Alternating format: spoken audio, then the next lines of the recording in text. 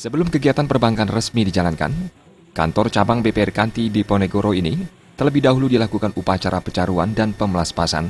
Menurut Direktur Utama BPR Kanti, relokasi kantor cabang BPR Kanti dari Jalan Teguh Umar ke Jalan Diponegoro ini karena kantor cabang Kanti sebelumnya tersebut sudah tidak layak untuk menjalankan aktivitas pelayanan perbankan, salah satunya areal parkir bagi nasabah kurang representatif.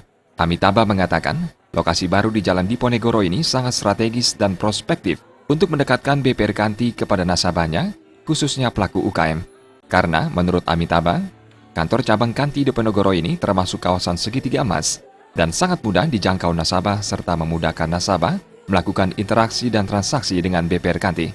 Di lokasi yang baru ini, Amitabha berharap nasabah BPR Kanti akan semakin nyaman saat melakukan transaksi perbankan.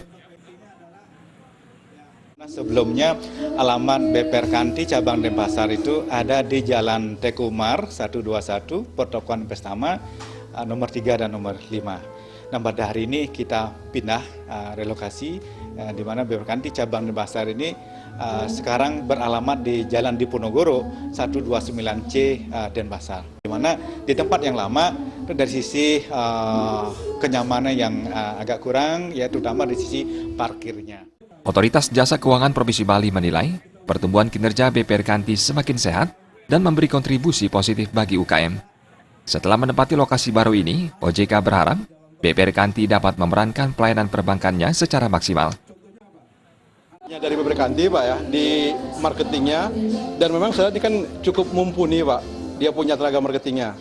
Potensi kayak di pasar Sanglah di sini Pak, terus di ini cukup sangat potensial gitu. Grafik pertumbuhan positif BPR Kanti telah mengantarkan BPR Kanti di jajaran 5 besar BPR terbesar di Bali.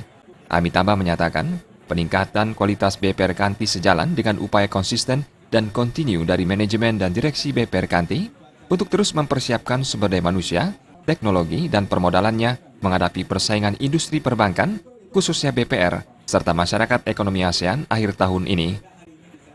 Jadi untuk kinerja BPR Kanti di Teguh Umar ini ya adalah sampai dengan Juni, 30 Juni yang lalu ini, di mana kami telah mampu menyalurkan kredit kepada masyarakat luas sebesar 62,4 miliar.